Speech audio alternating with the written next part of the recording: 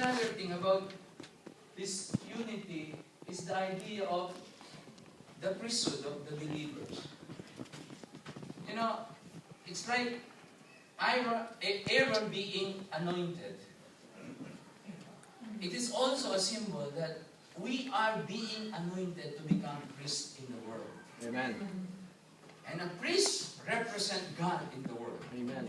Represent God to the people of God and represent God to the people outside. The church is a priest. Amen. In a sense. Amen. Because we connect to God. That is not our number one thing that we do. We connect to God. We worship the Lord. We pray to God. We fast and pray. We develop our personal relationships. We do His work. We do His mission, etc. We connect to God. But in a sense as well, we are used by God to connect people, other people, especially other people who are not in the kingdom of God, to God as well. Amen. That's why unity is very important. That's why working together is very important. That's why unity in our individual churches, not only between two churches, not only the churches in Dublin, but even inside our own churches, unity is of the essence. Amen. Because this is what Jesus prayed. He said, my prayer is not for them alone, and I preached that one time. I pray also for those who will believe in me through their message, that all of them may be One. All of the people that would believe through the message of the disciples will be one.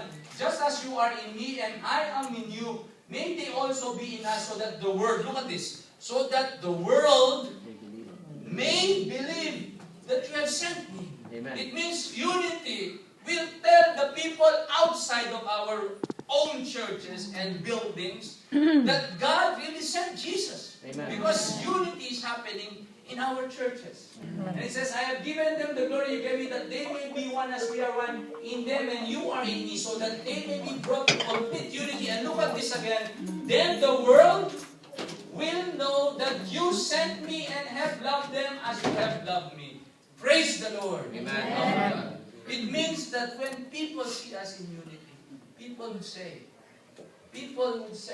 and they would know the Lord because of that, and they would say to them that the love of Jesus is working in the lives of His people. And may God draw them to that love. Amen? Amen. So, the next thing about unity, or about this coming together, is the third verse. It says, it is as if the dew of Hermon were falling on Mount Zion, for the Lord bestows His blessing even life forevermore. Now, Mount Hermon is higher than Jerusalem. Now, it's the rains there, the dew there is greater because it's high, and all over the year there is water coming to water the vegetation. The dew is thick, but in Jerusalem, in the month of May, from May to October, it's not a strong thing. It's a dry area. But what he's saying is that because Hermon, the same God who blesses Hermon, will bless Jerusalem. Amen. Amen. And the same God who talks about blessing with a Jew will bless the people of God that are united. Amen. And this is the very thing I believe this illustration would say. The first part is that there is refreshment in unity. People are refreshed. You know, if you come to a church that is against each other, you and me against the world, sometimes it feels like you and me against the world, isn't it? Imagine people, imagine your brethren, if they all just see us fighting one another, you think they are refreshed? People will be refreshed when they come? No, they will give up, they will be discouraged, they will be disappointed, they will be in a panic, everything. But in spite when we have troubles, in spite when we face situations that are difficult, in spite when we don't have money, in spite when somebody's loved one lost, just like what happened to our sister right time, and like Ate Marnie when you came as well, in spite of that, if there is unity, there is refreshment. Or there is refreshment. Amen. Isn't it? Hindi po yung refreshment sa patay, no? Refreshment in a sense, there is still encouragement in the life. People can still go on an extra mile. People can still move on because they have felt the love. I was in the UK family camp last week.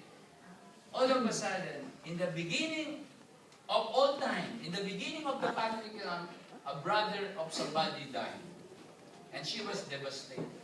She was very devastated. It was difficult. And it was difficult for the camp as well. You know, I mean, knowing that one of them, you're having fun and everything, it's supposed to be a relaxing time, a happy time, although they continue to be in that spirit, but at the back of their mind, they know their sister is going through difficult times. On the last service, the sister stood up and testified that she has really felt the love of God through the family Amen. that was around her. Amen. And she said this. She said, maybe, or somebody said to her, maybe God allowed you to be here during the time that you have known the news. Maybe it would have been more difficult Amen. if you are all alone. Amen. Alone with your husband. The church family was a great refreshment to Amen. her because they were united with each other. And then lastly, of course, we know